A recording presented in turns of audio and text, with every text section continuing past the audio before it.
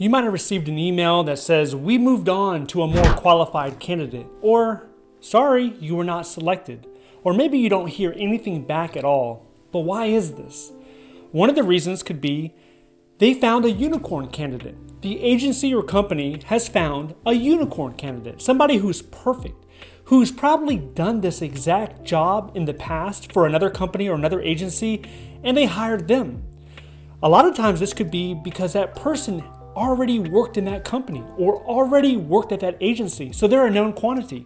They know that person face to face. They might even know their family, their friends, their hobbies, and they went with the safe bet. So in that case, there's nothing you can really do about it. You have to keep applying. Or you can turn yourself into the unicorn. How do you do that? You have to do it by networking, reaching out, building relationships so that you are known. Another reason could be budget constraints. So they can have the approval to set up a position, and then when it comes time to hiring, they lose the approval. It gets pulled. The funding gets pulled. Now, this is very typical in the government.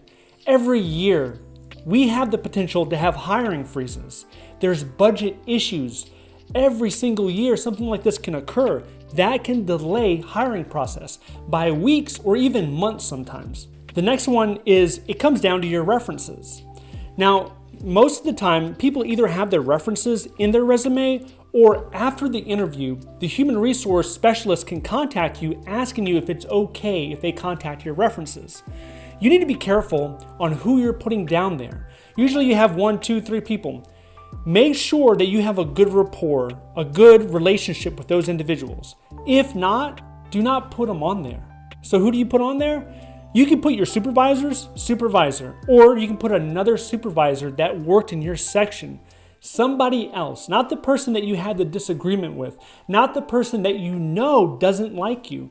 Because if they speak ill of you, that can alter the dynamic on whether or not you will be extended the final job offer. Another reason is that the job is a low priority fill. So nobody is tripping over themselves to fill the position. Now, in the private sector, this can be done just to gauge interest, just to see if there's any interest towards this position. So you can have hundreds or thousands of people apply, and then they're just kind of using it as a tool, or they want to collect resumes.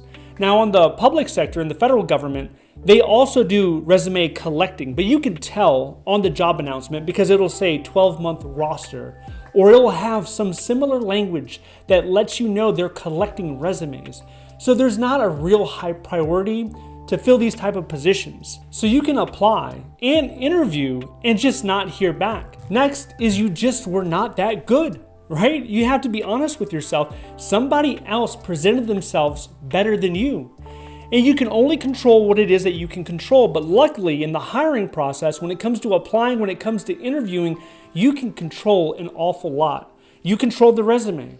You control how well polished and prepared you are for that interview. How are you communicating? Are you asking thought-provoking questions? Or are you kind of like a robot just zoned out, like you do not care?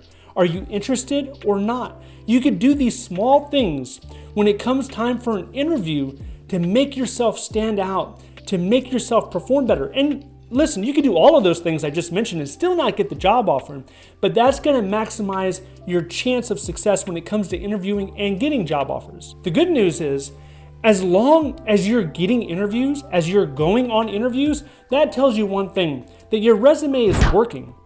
That doesn't mean you shouldn't change it. If you can make improvements and make it better, by all means do that.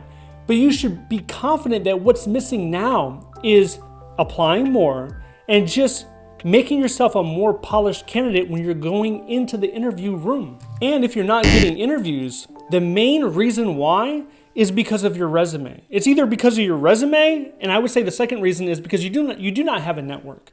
You do not know people that can actually sponsor you for that job. What I mean by sponsor is give you a referral. They can go to their hiring manager and say, "Hey, I know Brad, or I know Susan, that's a hard worker. She has the skills necessary to be successful in this position. And here's her resume, by the way. I think she's applying this week to that open job position."